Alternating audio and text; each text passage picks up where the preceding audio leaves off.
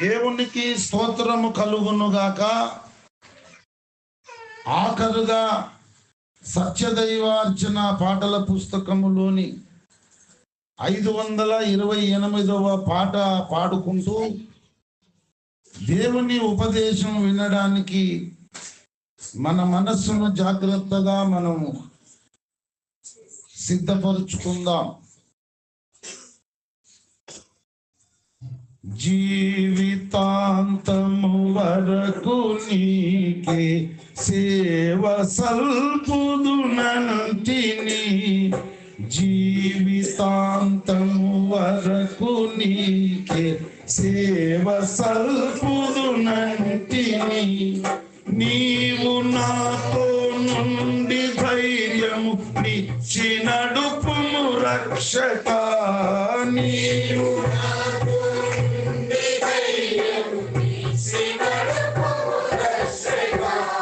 జీవితాంతము వరకు నీకే సేవ సల్పుదునంటిని, జీవితాంతము వరకు నీకే సేవ సల్పుదునంటిని.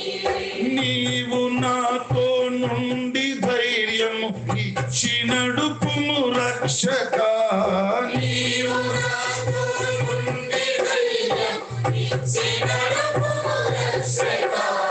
జీవితాంతము వరకు నీకే సేవ సల్పుదునంటిని, జీవితాంతము వరకు నీకే సేవ సల్పుదునంటిని. ఎన్ని ఆటంకంబులున్నను ఎన్ని భయములు కలిగినా, ఎన్ని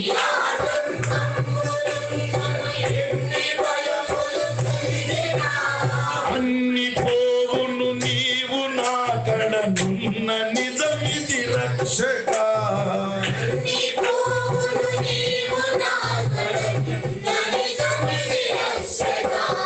జీవితాంతము వరకు నీకే సేవ సల్పుదునంటిని, జీవితాంతము వరకు నీకే సేవ సల్పుదునంటిని. నీవు నాతో నుండి ధైర్యము ఇచ్చి నడుపుము రక్షక, నీవు నాతో నుండి ధైర్యము ఇచ్చి నడుపుము రక్షక. జీవితాంతము వరకు నీకే సేవ సల్పుదునంటిని, జీవితాంతము వరకు నీకే సేవ సల్పుదునంటిని. అన్ని వేళల నీవు చెంతనేయున్న అనుభవ నీయవే, అన్ని వేళల నీవు చెంతనేయున్న అనుభవ నీయవే.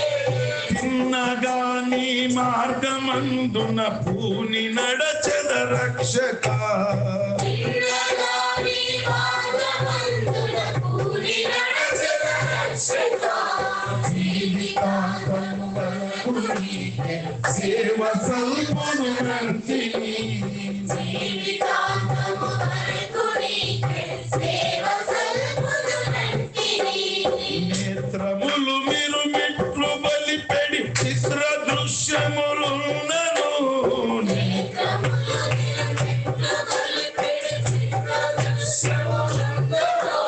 శత్రువగు సాతాను గెల్వను చాలు నీ కృప రక్షక,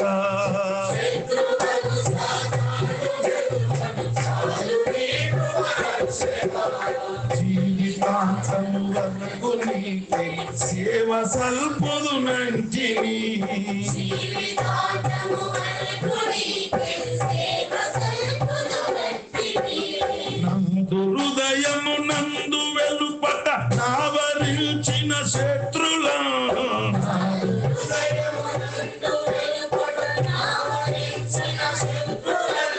చెదరగొట్టుము రూపు మాపు శీఘ్రముగా నా రక్షక,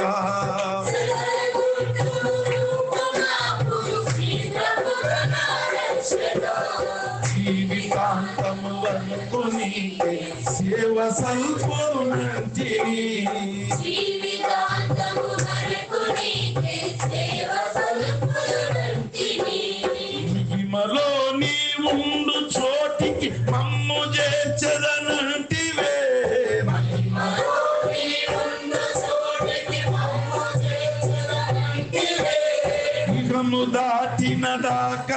నిన్ను వీడనంటిని రక్షక.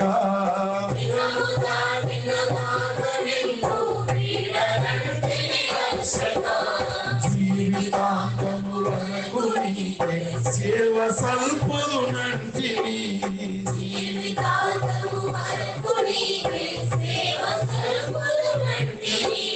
పాప మార్గము దరికి పోవక పాదయాశల గోరక.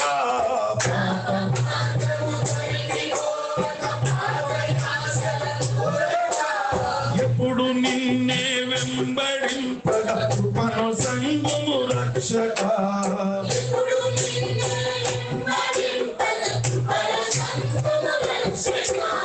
జీవితాంతము వరకు నీకే సేవ సల్పుదునంటిని.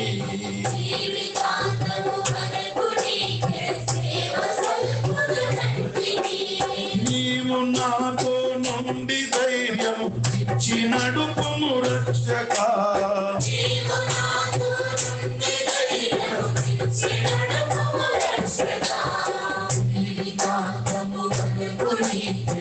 సేవ సల్పుదునంటిని. జీవితాంతము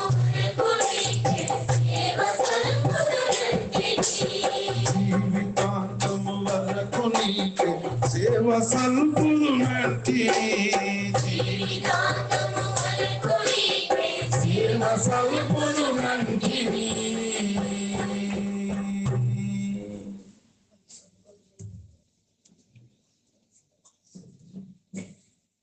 దేవునికి స్తోత్రము కలుగునుగాక. సర్వలోక రక్షకుడు విశ్వ విమోచకుడైన యేసునాథుని పునరుద్ధాన ఆదివారపు ఆరాధన ప్రార్థన కూడికకు దేవుని ఆత్మచేత నడిపించబడిన మీ ప్రతి ఒక్కరికి ప్రభువైన యేసుక్రీస్తు పరిశుద్ధ నామంలో నా హృదయపూర్వకమైన వందనాలు కృతజ్ఞతలు తెలియజేస్తున్నాను. ఈ సమయంలో నేరుగా దేవుని పరిశుద్ధ వాక్యములో నుండి క్రొత్త నిబంధన విభాగములోని సువార్త గ్రంథాలలో మొట్టమొదటి సువార్త గ్రంథము మత్తయి సువార్త 18వ అధ్యాయము 2వ వచనాన్ని 3వ వచనాన్ని నేనే చదువుతున్నాను. అవకాశం ఉన్న వారందరూ బైబిల్ తెరచి చూడండి.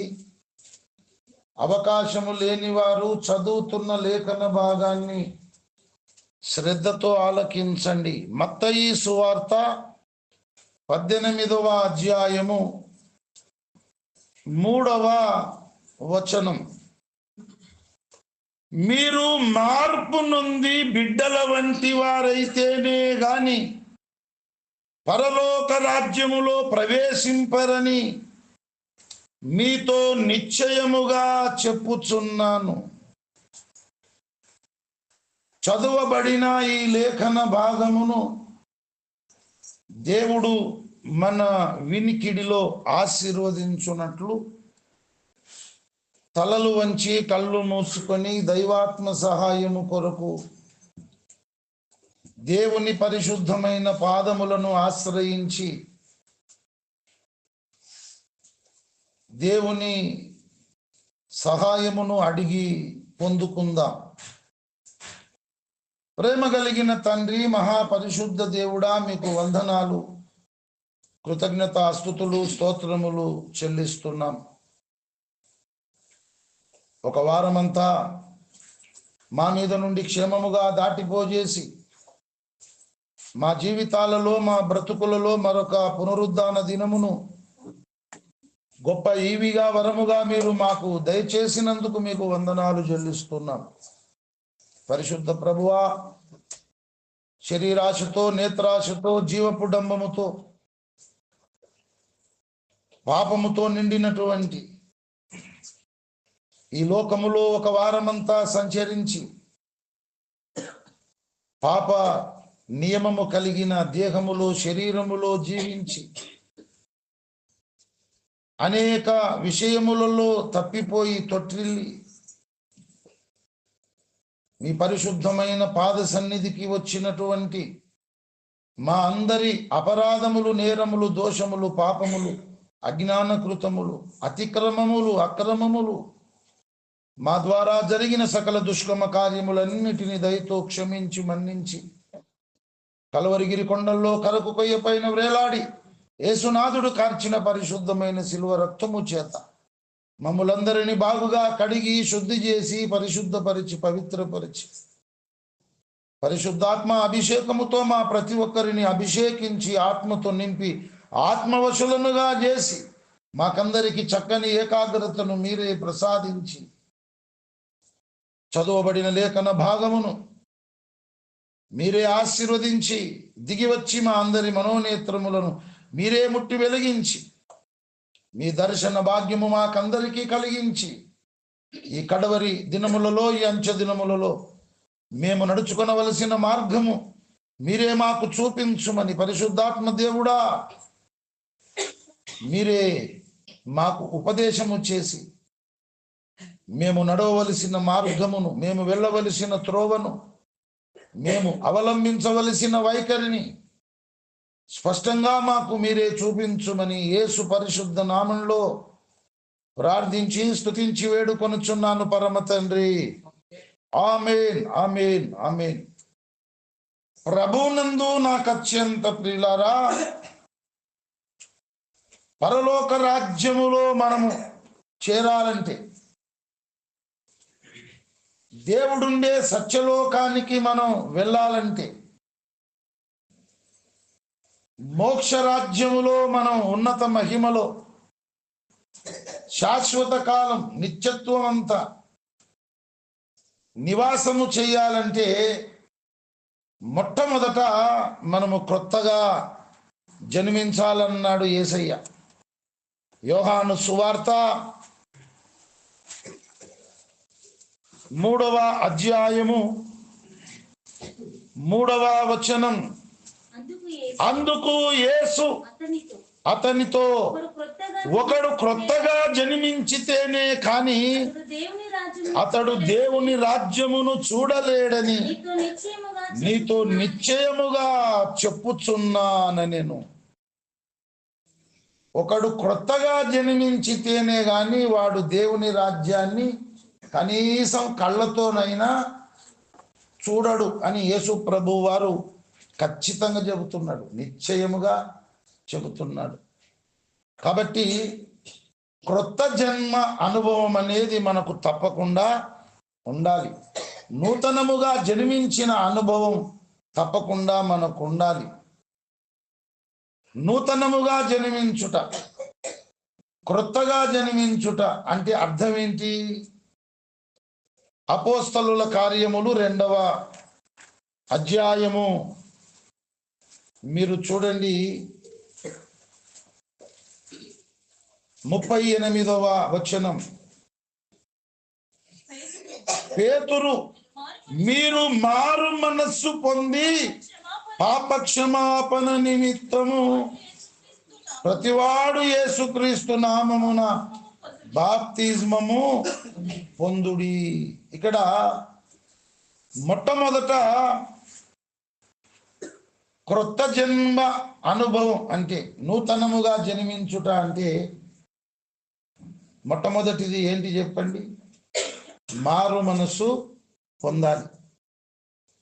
మారు మనసు పొందాలి. మారు మనసు పొందకుండా క్రొత్తగా జన్మించుట, నూతనముగా జన్మించుట జరగదు, జరగనే జరగదు. బాగా గుర్తుపెట్టుకోండి, జ్ఞాపకం పెట్టుకోండి. క్రొత్త జన్మ అనుభవం, నూతనముగా జన్మించుట అనే దాంట్లో మొట్టమొదట మారు మనసు పొందాలి. ఆ తర్వాత సువార్తను నమ్మాలి. మార్కు సువార్త 16వ అధ్యాయం 16వ వచనము చూడండి. మార్కు సువార్త 16:16. నమ్మి బాప్తిస్మము పొందినవాడు రక్షింపబడును. మారు మనసు పొందాలి అంటే అర్థం ఏంటి? అంతకుముందు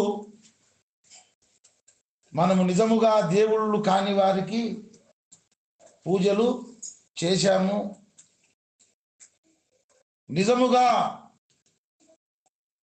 మరి దేవుళ్ళు కాని వారికి, దేవతలకు మొక్కి వారిని పూజించి సేవించాము.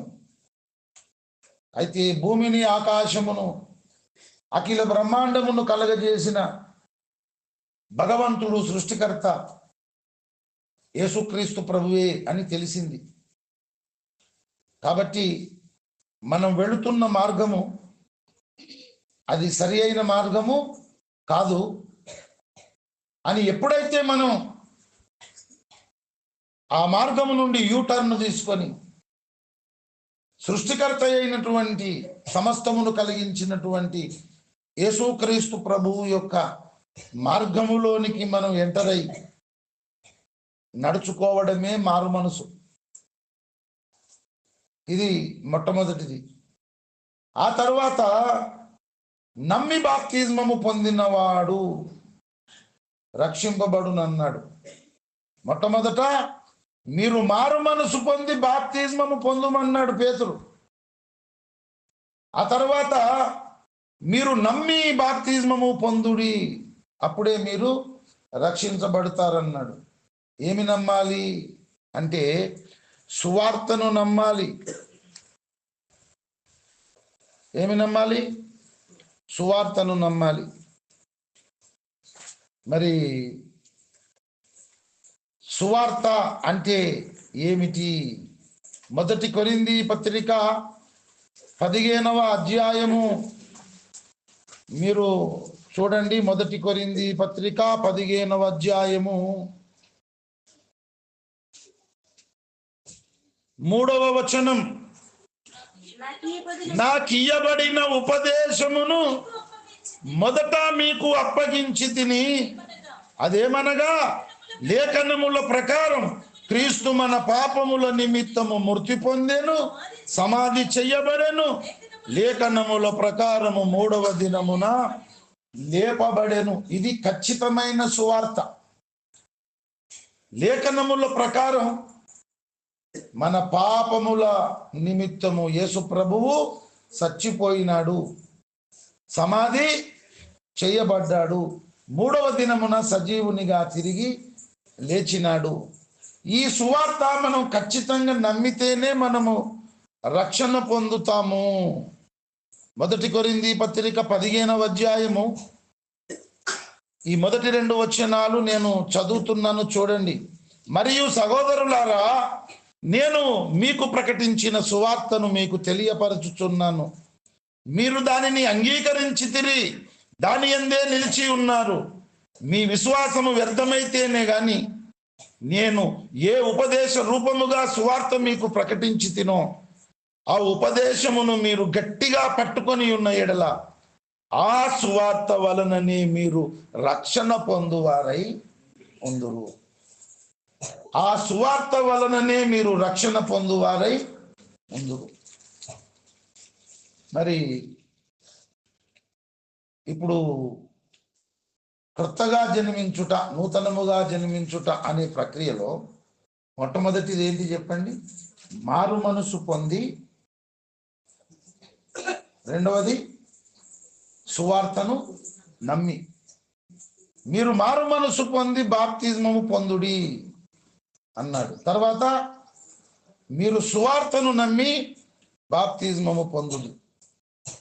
క్రొత్తగా జన్మించుట, నూతనముగా జన్మించుట అనే ప్రక్రియలో మొట్టమొదటిది మారు మనసు పొందుట, రెండవది సువార్తను నమ్ముట, మూడవది మన జన్మ కర్మ పాపాల కొరకు పశ్చాత్తాపపడి మోకరించి ప్రార్థన చేసుకోవడం. అపోస్తలుల కార్యములు మీరు చూడండి, 22వ అధ్యాయము 16వ వచనం.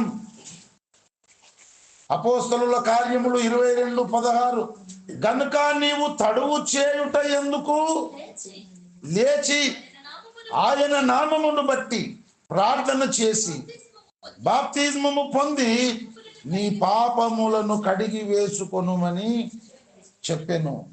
మూడవది ఏంటి చెప్పండి? మన జన్మ కర్మ పాపముల కొరకు పశ్చాత్తాపపడి ప్రార్థన చేసుకొని యేసయ్య రక్తంలో మన పాపాలు మనం కడుక్కోవాలి.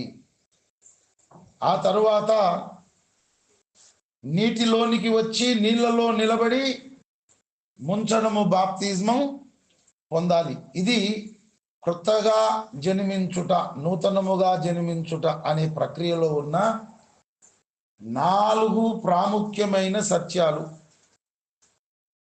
ఇవి ఉంటేనే కొత్తగా జన్మించినట్టు. ఈ మార్గంలో మనం వస్తేనే నూతనముగా జన్మించినట్టు. యేసుప్రభు ఏమన్నాడు? ఒకడు క్రొత్తగా జన్మించితేనే గాని వాడు దేవుని రాజ్యము చూడలేడు. ఇది ఖచ్చితంగా చెబుతున్నాను, నిశ్చయముగా చెబుతున్నాను అన్నాడు. క్రొత్తగా జన్మించుట అంటే అర్థం ఏంటో చెప్పండి. ఇప్పుడు క్రొత్తగా జన్మించుట అంటే అర్థం ఏంటి? మారు మనసు పొంది సువార్తను నమ్మి జన్మ కర్మ పాపాల కొరకు పశ్చాత్తాపపడి ప్రార్థన చేసుకొని పాపాలు యేసయ్య రక్తంలో కడుక్కొని 4వ స్టెప్పులో నీళ్ళలోకి రావాలి. అప్పుడు నీటిలో ముంచడము బాప్తిజము పొందాలి. అదే క్రొత్త జన్మ, నూతనముగా జన్మించుట. ఇలాంటి కొత్త జన్మ అనుభవము, నూతన జన్మ అనుభవం అనేది లేకపోతే పరలోక రాజ్యము చేరడం కాదు, కనీసం కళ్ళతో కూడా చూడలేము అని యేసు ప్రభువు చెబుతున్నాడు. ఇది మొట్టమొదటిది. రెండవది,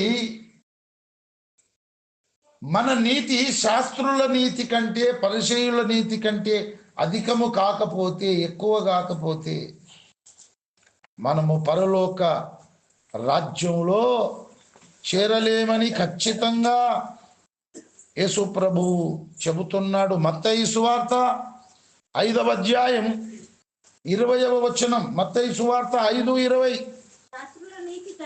శాస్త్రుల నీతి కంటేను పరిసయ్యుల నీతి కంటేను మీ నీతి అధికము కాని ఎడల మీరు పరలోక రాజ్యములో ప్రవేశింపనేరని మీతో చెప్పుచున్నాను.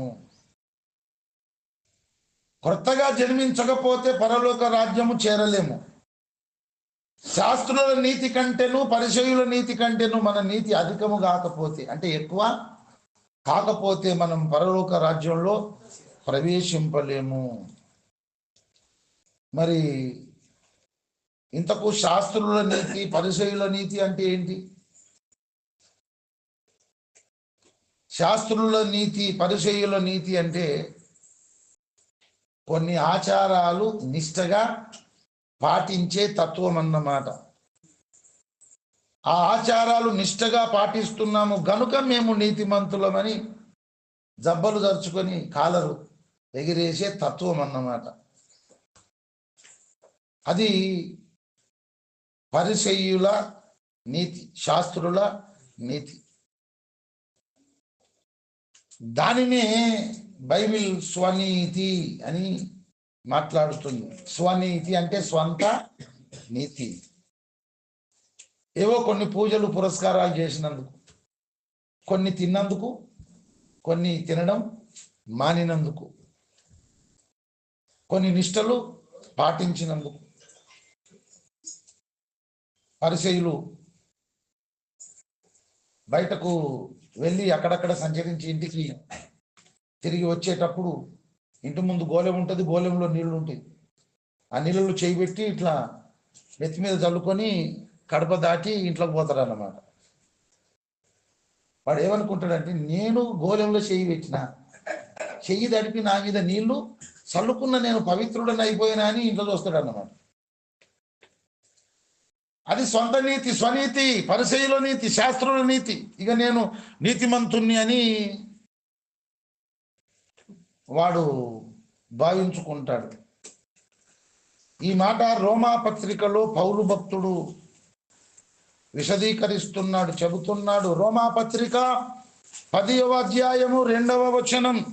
అతడు తన ఇంటి వారందరితో కూడా, రోమా 10:2, వారు దేవుని యందు ఆసక్తి గలవారని వారిని గూర్చి సాక్ష్యమిచ్చుచున్నాను. అయినను వారి ఆసక్తి జ్ఞానానుసారమైనది కాదు. ఇశ్రాయేలీయులట దేవుని పట్ల విపరీతమైన ఆసక్తి కలిగి ఉన్నారట. సంతోషపడుతున్నాడు పౌలు భక్తుడు. కానీ వారి ఆసక్తి జ్ఞానానుసారమైనది కాదు. ఇశ్రాయేలీయులు దేవుని పట్ల విపరీతమైన ఆసక్తి గలవారు అని చెబితే మనం కూడా ఆశ్చర్యపడతాం. నిజంగా అంత ఆసక్తి ఉందా దేవుని మీద వాళ్ళు అని సంతోషపడతాం మనం కూడా. కానీ వెంటనే ఏమన్నాడు? అయినను వారి ఆసక్తి జ్ఞానానుసారమైనది కాదు. అయిపోయా, ఇంకేమున్నది? ఎంత ఆసక్తి వాళ్ళు కలిగి ఉంటే ఏం లాభం? వారి ఆసక్తి జ్ఞానానుసారమైనది కాదు.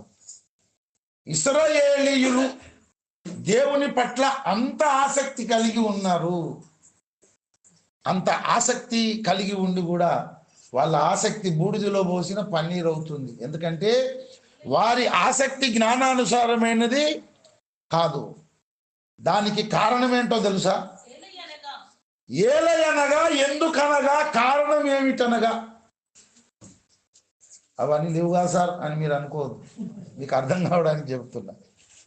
ఏలయనగా, ఎందుకనగా, కారణము ఏమిటనగా, వారు దేవుని నీతి నెరగక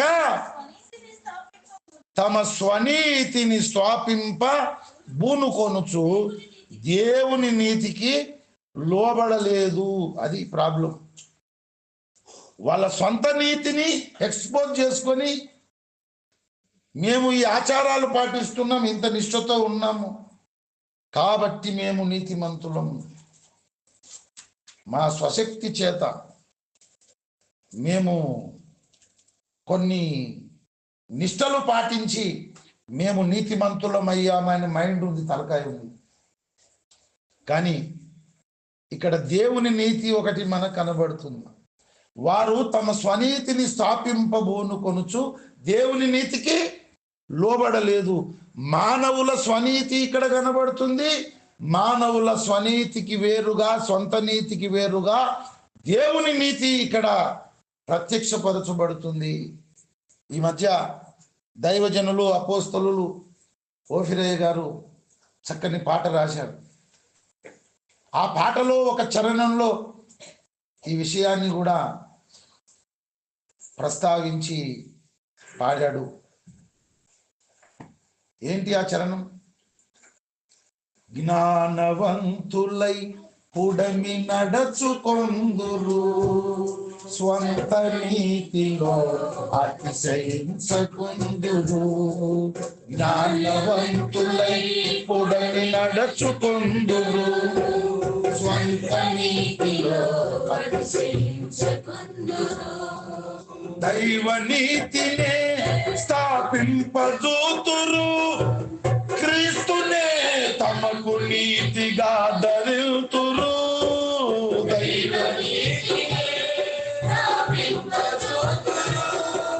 క్రీస్తునే తమకు నీతిగా ధరితురు.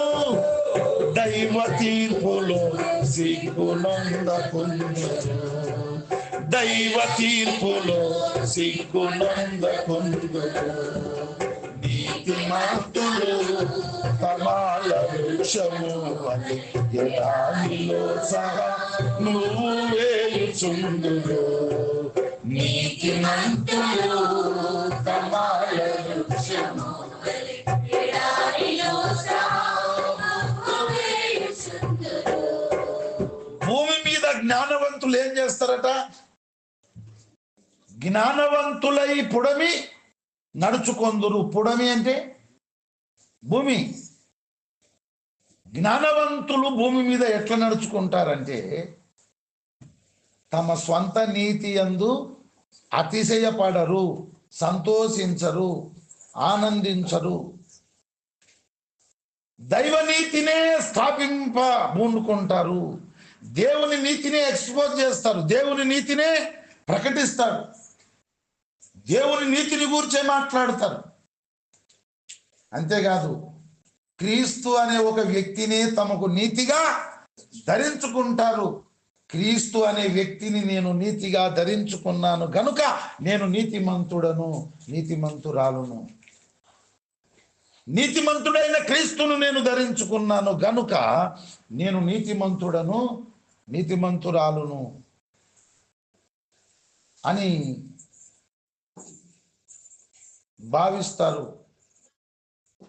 న్యాయపీఠం ఎదుట ఆ దైవ తీర్పులో వారు సిగ్గుపడరిక. ప్రభునందు ప్రియులారా, జ్ఞానవంతులు ఎవరు చెప్పండి? భూమి మీద జ్ఞానవంతులు ఎవరు?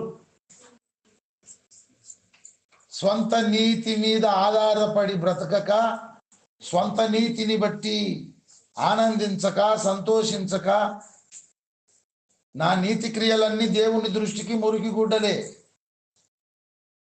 ఏదో ఇంత ప్రార్థన చేసుకుంటున్నా, ఇంత బైబిల్ చదువుకుంటున్నా, దేవుడు చెప్పినట్టు దేవుని మార్గంలో నడుస్తున్నా, కానీ అనేక విషయాలలో నేను తొట్టిల్లిపోతున్నాను, తప్పిపోతున్నాను.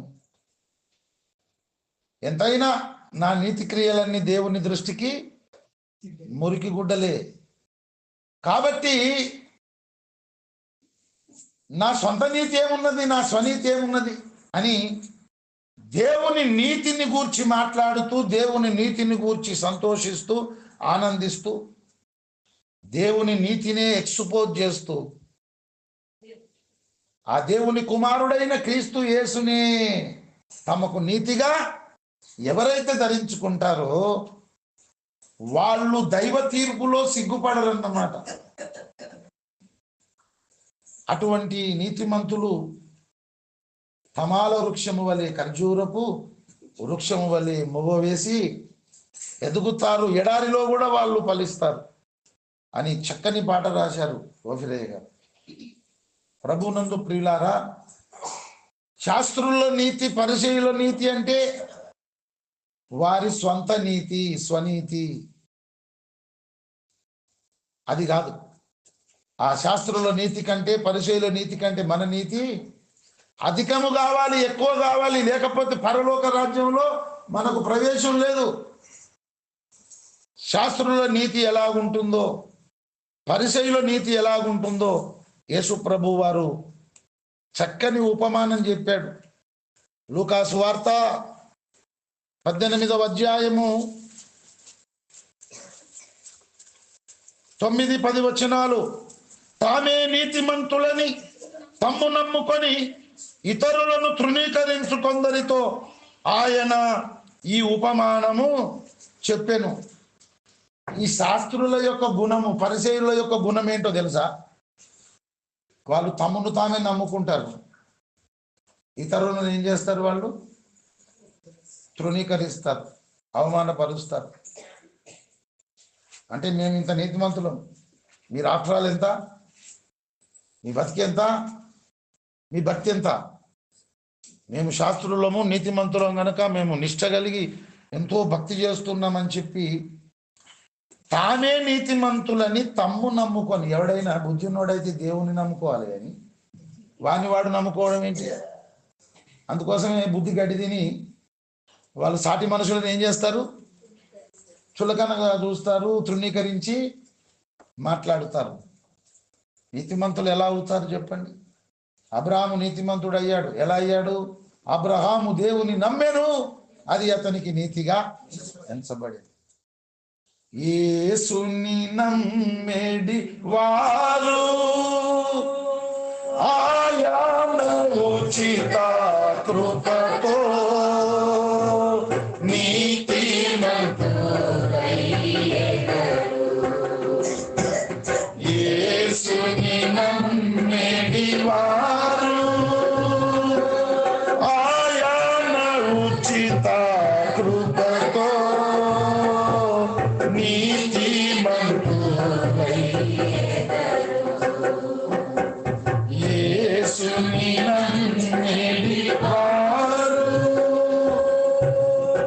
యేసును నమ్మేటి వారు ఏమవుతారు?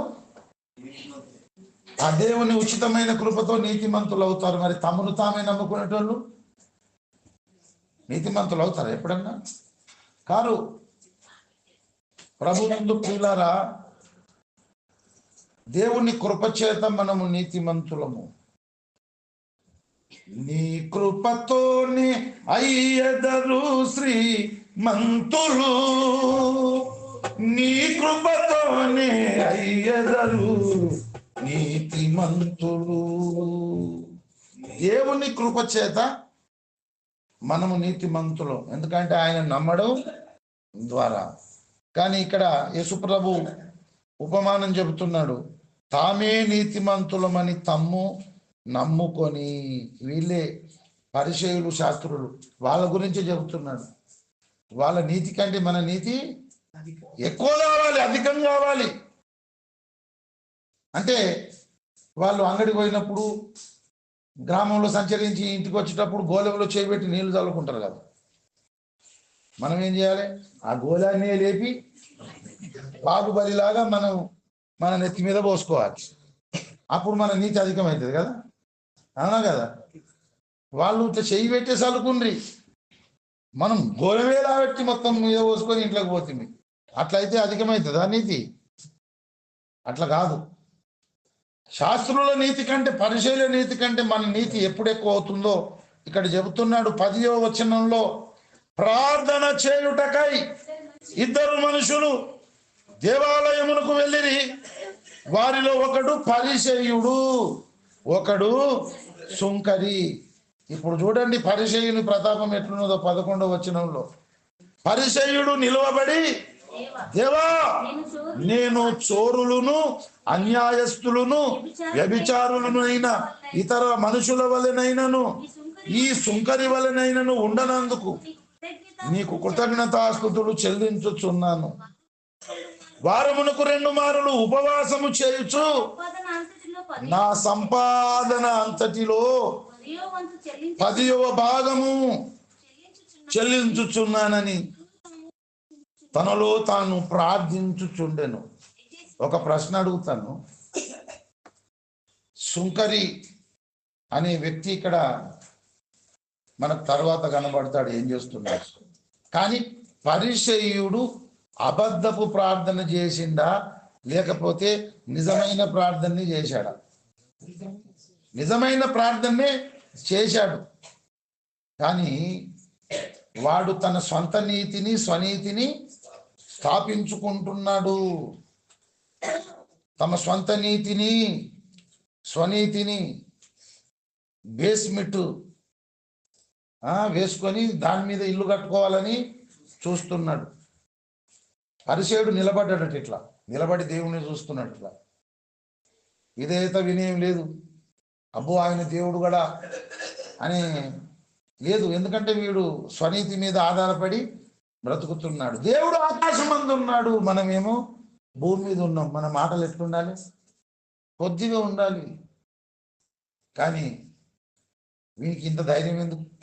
నేను ఇసొంటోని కనుక అని నిలబడి ఇటు తలకాయ మీదికి పెట్టి దేవునితోటే చెప్తున్నాడు, దేవా, నేను దొంగను కాదు, నేను అన్యాయస్తుని కాదు, నేను వ్యభిచారిని కాదు. మనుషులంతా దొంగలే, మనుషులంతా వ్యభిచారులే, మనుషులంతా అన్యాయస్తులే. ఇటువంటి మనుషుల వల్ల నేను లేను. అక్కడ సుంకరు ఉన్నాడు, దరిద్రుడు, వాళ్ళ లెక్క కూడా లేను. ఇట్లా ఉండనందుకు నీకే కృతజ్ఞతాస్తుతులు చెల్లిస్తున్నా. ఏమనుకుంటున్నావు దేవా?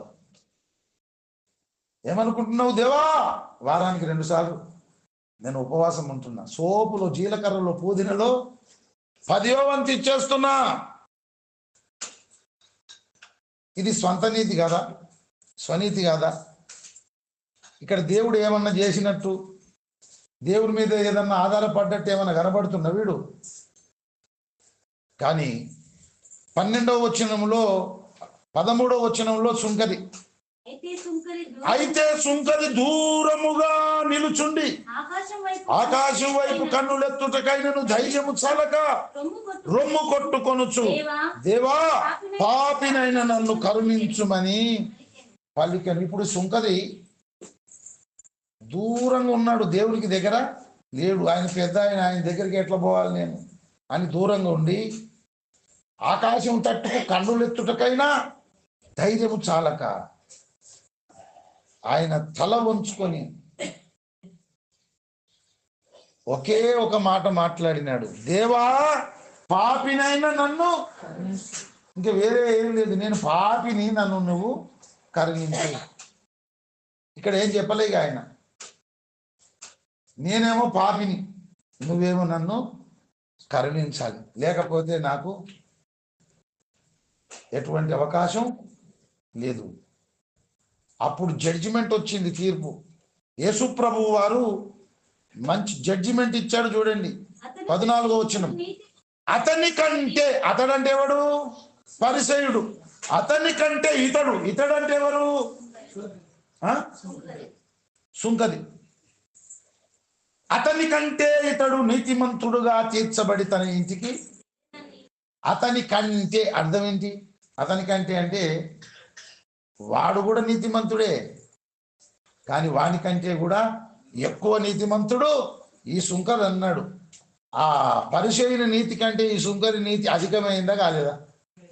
కాబట్టి వీరికి పరలోక రాజ్యం గ్యారంటీ. మరి వానికి లేదు. ఇంకా మీరు ఏం కూడా కోసి చేయొద్దు, అవునా కదా? శాస్త్రుల నీతి కంటేను పరిసయ్యుల నీతి కంటేను మీ నీతి అధికము కాని ఎడల మీరు పరలోక రాజ్యంలో ప్రవేశింపరు అన్నాడు కదా. మరి శాస్త్రులు వాళ్ళ నీతితోటి, పరిసయ్యులు వాళ్ళ నీతితోటి పరలోక రాజ్యంలో ప్రవేశిస్తారా? యేసయ్య చెప్పిన మాట అబద్ధం అవుతుంది. కనుక మనం ఎంత మంచి ప్రార్థన పరులమైనా, ఎంత మంచి వాక్యం తెలిసిన వారమైనా, ఎంత బాగా దేవుణ్ణి ఆరాధించి మానవ సమాజంలో ఎంత మంచి మనిషిగా బ్రతికినా వాటిని బట్టి మనం గర్వించొద్దు, వాటిని బట్టి మనం అతిశయించొద్దు. క్రీస్తే నా నీతి, క్రీస్తే నా పరిశుద్ధత, క్రీస్తే నా విమోచన, నేను క్రీస్తును ధరించుకున్నాను గనుక దేవుని యొద్ద మోకరించి ప్రార్థన చేస్తే దేవుడు నా ప్రార్థన ఆలకిస్తాడు అనే మైండ్, మనసు కలిగి ఉండాలి. ఆ మాట చెబుతున్నాడు యేసు ప్రభు. శాస్త్రుల నీతి కంటే పరిసయ్యుల నీతి కంటే మీ నీతి అధికము కాని ఎడల, ఎక్కువ కాని ఎడల మీరు పరలోక రాజ్యంలో ప్రవేశించరు. 2 విషయాలు చెప్పిన కదా. మొట్టమొదటిది, మనం కొత్తగా జన్మించకపోతే పరలోక రాజ్యంలో ప్రవేశించము. రెండవది, శాస్త్రుల నీతి కంటే పరిసయ్యుల నీతి కంటే మన నీతి ఎక్కువ కాకపోతే మనం పరలోక రాజ్యంలో ప్రవేశించము. 3వ మాట చెప్పి నేను ముగించేస్తా. 3 మాటలు కానే కాలేదు, 30 గంట అయింది. 2 మాటలు అయినాయి. 3 మాటలకు 30 గంట కావాలి వాస్తవానికి, కానీ 2 మాటలకే 30 గంట అయింది. కాబట్టి 3వ మాట మనం చదువుకున్న మూలవాక్యము మత్తయి సువార్త 18వ అధ్యాయము 3వ వచనం చదవండి. పోతుర్రో జాగ్రత్త. మత్తయి సువార్త 18:3, మీరు మార్పు నొంది బిడ్డల వంటి వారైతేనే గాని పరలోక రాజ్యంలో ప్రవేశింపరని మీతో నిశ్చయముగా చెప్పుచున్నాను. మనము మార్పు నొంది ఏం కావాలట? బిడ్డల వంటి వారము కావాలి. మార్పు అనేది తప్పకుండా మనకు అవసరము. మార్పు లేని క్రైస్తవుడు అసలు క్రైస్తవుడే కాదు. కాబట్టి మనము మారాలి. ఏ విధంగా మారాలంటే పసిపిల్లల వలె మారాలి, చిన్న బిడ్డల వలె మారాలి. ఎందుకు? పసిపిల్లలకు, చిన్న బిడ్డలకు ఏమేమి ఉండవో పేతురు రాసినటువంటి పత్రికలో పరిశుద్ధాత్మ దేవుడు ప్రస్తావించినాడు. 1 పేతురు పత్రిక 2వ అధ్యాయము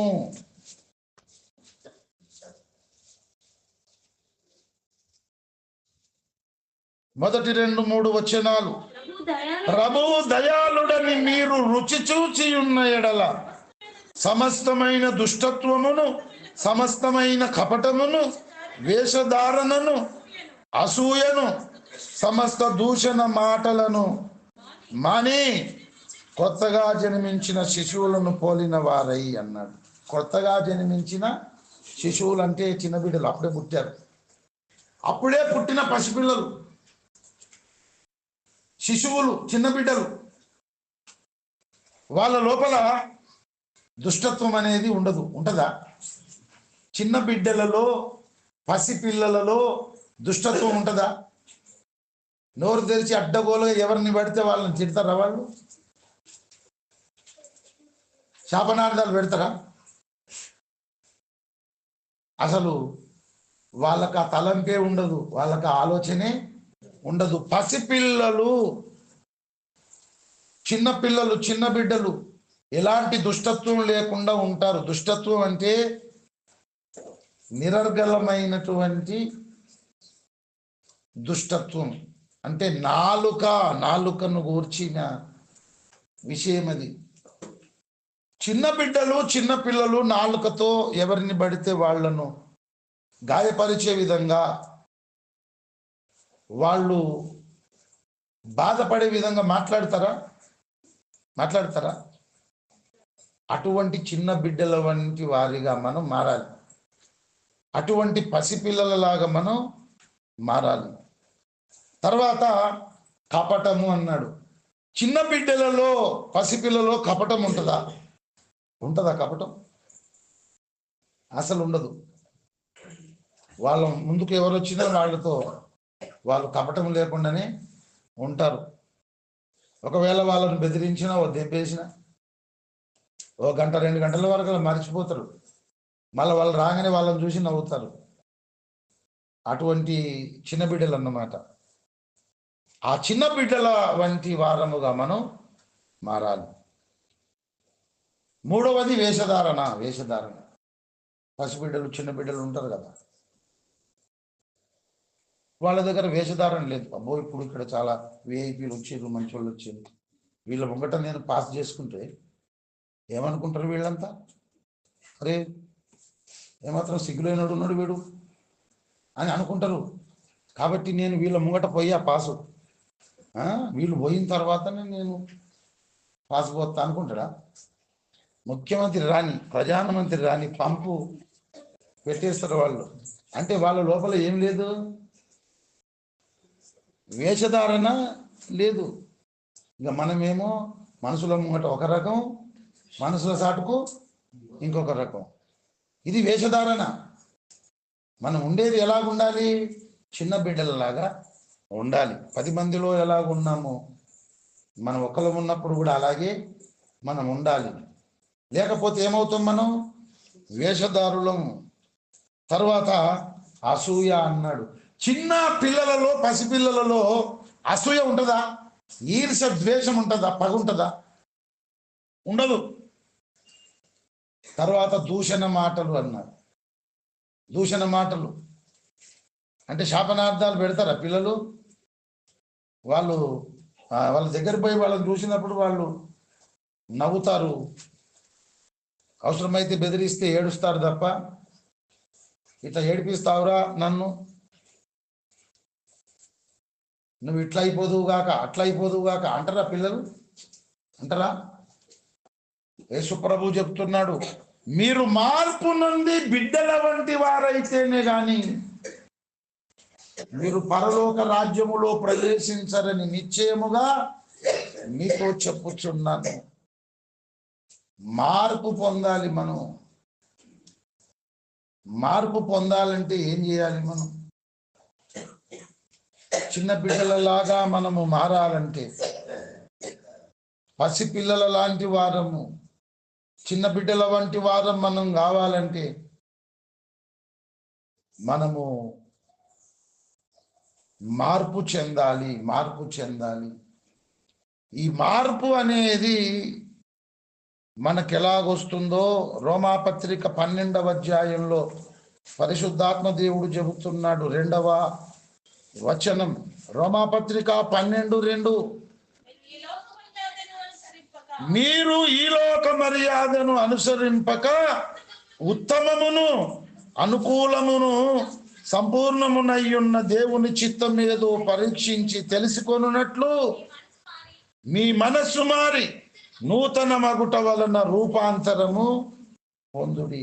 మీ మనస్సు మారాలి, అప్పుడే మీరు మార్పు చెందుతారు, రూపాంతరం పొందుతారు. ఈ లోక మర్యాదను మనం అనుసరించొద్దు, ఈ లోక మర్యాదను మనం అనుసరించొద్దు. ఈ లోకంలో కొన్ని మర్యాదలు ఉంటాయి, ఆ మర్యాదలు మనము పాటించవద్దు. ఈ లోక మర్యాదలు మనం పాటించకుండా ఉండాలి. ఏది ఉత్తమమైనదో, ఏది మంచిదో దాని మీదనే దృష్టి పెట్టాలి. ప్రభువునందు ప్రియులారా, ఈ లోక మర్యాద ఎలాగుంటుందో తెలుసా? ఇక్కడ ఒక ఇంట్లో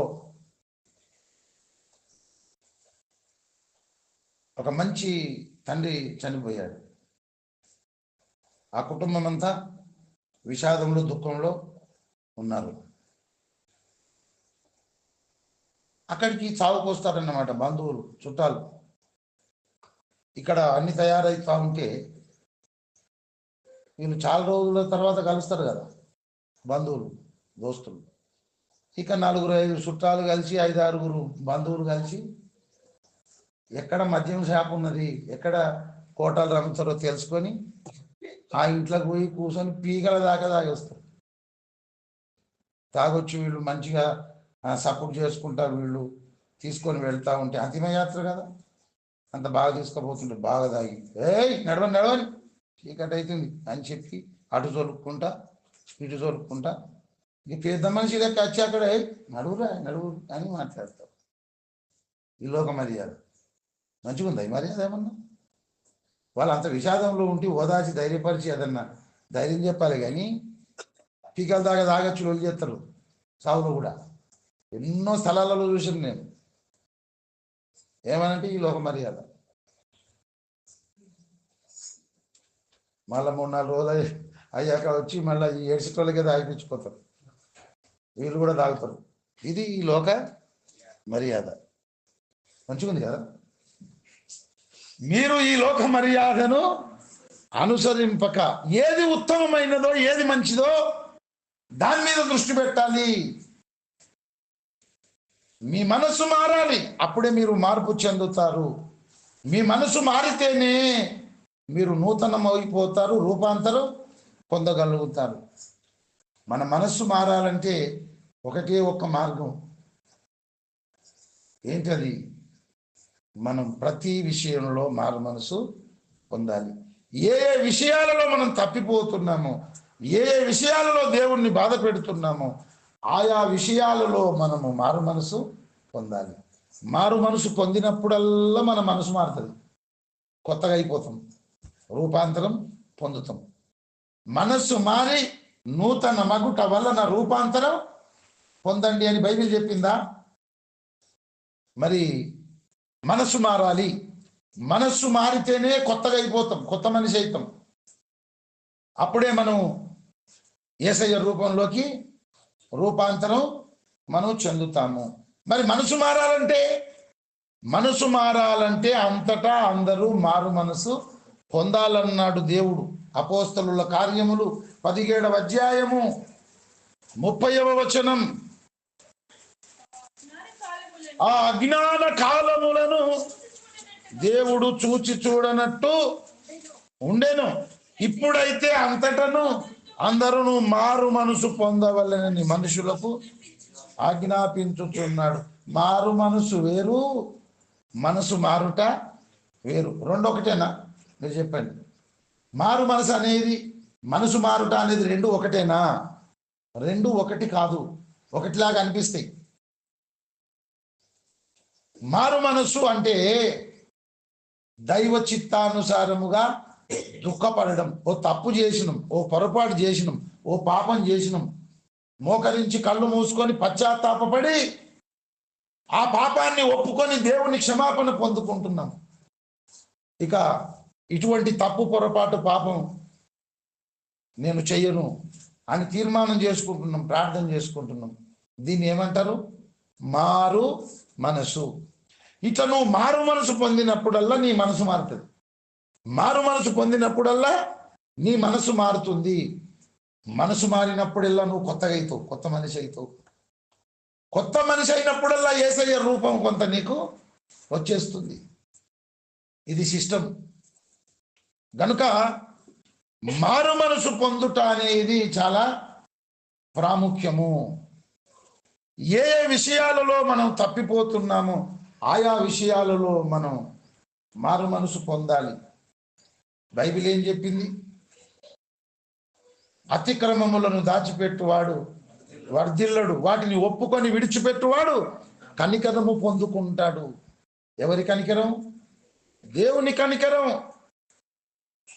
అలాగే మన పాపములను మనం ఒప్పుకొని ఎడల దేవుడు నమ్మదగిన వాడును నీతిమంతుడును గనుక మన సమస్త పాపములను క్షమించి సమస్త దుర్నీతి నుండి మనల్ని పవిత్రులుగా చేస్తాడు. పాపంతో నిండిన లోకంలో వారం రోజులు బతికినాం. పాప నియమము కలిగిన దేహంలో, శరీరంలో జీవించాము. ఆత్మ విమోచించబడింది కానీ శరీరం ఇంకా విమోచించబడలే. అందుకే అనేక విషయాలలో మనమందరం తొట్టిల్లుతున్నాము, తప్పిపోతున్నాము. ఈ వారంలో ఒక చిన్న పొరపాటైన, తప్పిదమైన నా తలంపులలో కానీ, ఆలోచనలో కానీ, అభిప్రాయాల్లో కానీ అసలే కలగలేదు అనేవాళ్ళు ఎవరైనా ఉంటే వారు మనిషి కాదు, దేవుడు అని మనం తప్పకుండా వాళ్ళకు శాలువ కప్పి మనం దండ వేయచ్చు. దండ కాదు, గజమాల వేయచ్చు, గజమాల కూడా వేయచ్చు. అట్లా వాళ్ళని ఉంటే మీరు చేయొచ్చండి, నేను చెప్పిస్తా సిద్దిపేటకు మనిషిని పంపించి. ఈ వారంలో నేను పర్ఫెక్ట్, రవ్వంత పొరపాటు, తప్పు నా తలకాయలో కూడా తలంపుల్లో కూడా జరగలేదు అనే వాళ్ళు ఉంటే మీరు చేయొచ్చండి. సన్మానం తప్పకుండా చేద్దాం, చేయవలసిందే. ఉంటారా అటువంటి వాళ్ళు? మొత్తం ప్రపంచవ్యాపిత మానవ సమాజంలో, క్రైస్తవ సమాజంలో ఒక్కడైనా ఉంటాడా? మనము పాపము చెయ్యలేదని చెప్పుకుంటే దేవుణ్ణి అబద్ధికుణ్ణి చేస్తాం. పాపము లేని వారమని చెప్పుకుంటే మనల్ని మనమే మోసము చేసుకుంటాము అని బైబిల్ చెబుతుంది. కనుక మారు మనసు అనేది దైవ చిత్తానుసారమైన దుఃఖముతో వస్తుంది. దైవ చిత్తానుసారమైన దుఃఖము రక్షణార్థమైన మారు మనసును కలగజేయనని బైబిల్ చెబుతుంది కదా. ఈ మారు మనసు సుంకరికి వచ్చింది. దేవా, పాపినైనా నన్ను కరుణించుమన్నాడు. ఎప్పుడైనా సరే ఏ ఏ విషయాలలోనైతే మనం మారు మనసు పొందుతామో, మన మనసు మారినప్పుడల్లా మనము నూతనమైపోతాము, రూపాంతరం పొందగలుగుతాము. మనసు ఎప్పుడు మారుతుందంటే మారు మనసు పొందినప్పుడల్లా. ఇదిగో ప్రభువా, ఈ పొరపాటు నాకు జరిగింది, ఇగో మారు మనసు పొందుతున్నాను అని మారు మనసు పొందినప్పుడల్లా మనసు మారుతుంది. మనసు మారితేనే కొత్త మనిషి అవుతాము. కొత్త మనిషి అయితేనే యేసయ్య రూపంలోకి మార్చబడుతాము. అప్పుడు మనం ఓ చరణం పాడుకోవచ్చు. నా రూపమే మారునంట నీవు వచ్చు వేళ, నిన్ను పోలి ఉంటానంట నీవు చూచు వేళ. నా రూపమే మారునంట నీవు వచ్చు వేళ, నిన్ను పోలి ఉంటానంట నీవు చూచు వేళ. అనంతమైన నీ రాజ్యము నా సొంతమయ్యా, అనంతమైన నీ రాజ్యము నా సొంతమయ్యా. అందులో సంపదలన్నీ నా సొంతమయ్యా,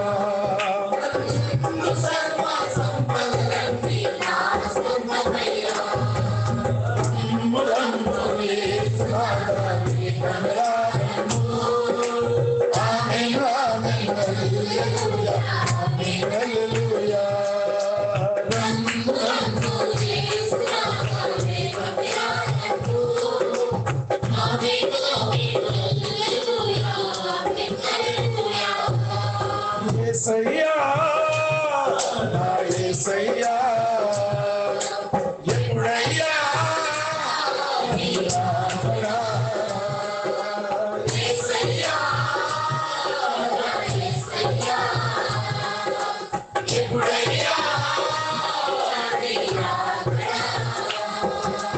యేసయ్యా నిన్ను చూడ ఆశయ్యా,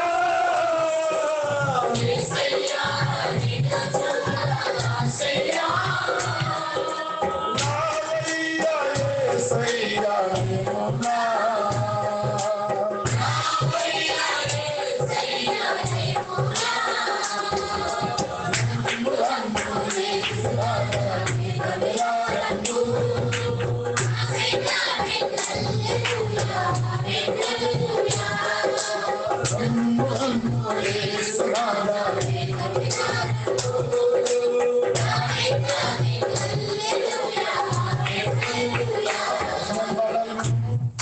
రమ్ము రమ్ము యేసునాథ.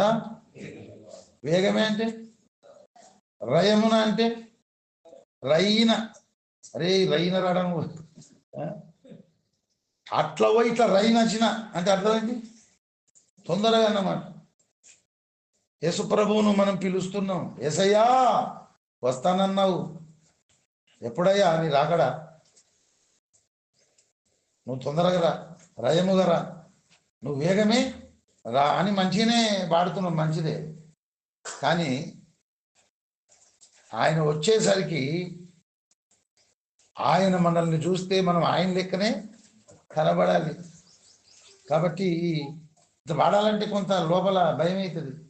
ఇంకా నువ్వు ఆలస్యంగానే రా తండ్రి, నువ్వు అంత తొందరగా రాకు, ఎందుకంటే నువ్వు వస్తే నేను నీ లెక్కనే కనబడాలి కదా, మరి అది ఇంకా రాలేదు కనుక నువ్వు అంత తొందరగా రాకని లోపల పాడుకుంటూ పైకి ఇట్లా పాడిన నేను. మీరు ఎట్లా పాడేదో నాకు తెలియదు. నా రూపమే మారునంట నువ్వు వచ్చు ఎలా, ఆ స్థాయికి వచ్చినప్పుడు పాడాలి. యేసయ్య రూపంలోకి వచ్చేసాం, ఇంకా యేసయ్య నువ్వు త్వరగా రా, వచ్చి చూడు నేను నీ లెక్కనే ఉంటా నన్ను చూస్తే, అప్పుడు ఎంత బాగుంటుంది. అటువంటి అద్భుతమైన రూపము మనకు రావాలంటే ఏం చేయాలి? మనం కొత్తగా జన్మించాలి. శాస్త్రుల నీతి కంటే పరిచయుల నీతి కంటే మన నీతి అధికము కావాలి. చిన్న బిడ్డలు ఎట్లుంటారో అలాగున్న మనము మార్పు చెందాలి. మనం ఎప్పుడు కూడా ఏ పొరపాటు తప్పిదము చేసినా పశ్చాత్తాపపడి మారు మనసు పొందాలి. మారు మనసు పొందినప్పుడల్లా మనసు మారుతుంది. మనసు మారినప్పుడల్లా ఒక కొత్త మనిషి అయిపోతాము. అలాగున యేసయ్య రూపములోకి మనం వచ్చేస్తాం. అప్పుడు దేవుడు ఉండే సత్యలోకంలో నిత్యత్వం అంతా శాశ్వత కాలం, యుగ యుగాలు ఉన్నత మహిమలో మనం నివసిస్తాం. అటువంటి జ్ఞానము ప్రత్యక్షత కలిగిన మనసు, పరిశుద్ధాత్మ అభిషేకము, పరిశుద్ధాత్మ నింపుదల, పరిశుద్ధాత్మ నడిపింపు మనకందరికీ ఆ దేవదేవుడే దయచేయునుగాక.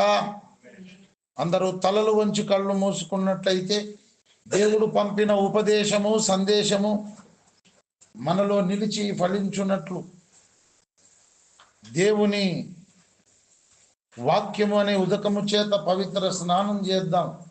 దేవుడు పంపిన వాక్యము మన జీవితమునకు, మన బ్రతుకునకు మనం అన్వయించుకుందాం. ఈ సమయాన్ని మనము చక్కగా సద్వినియోగం చేసుకుందాం.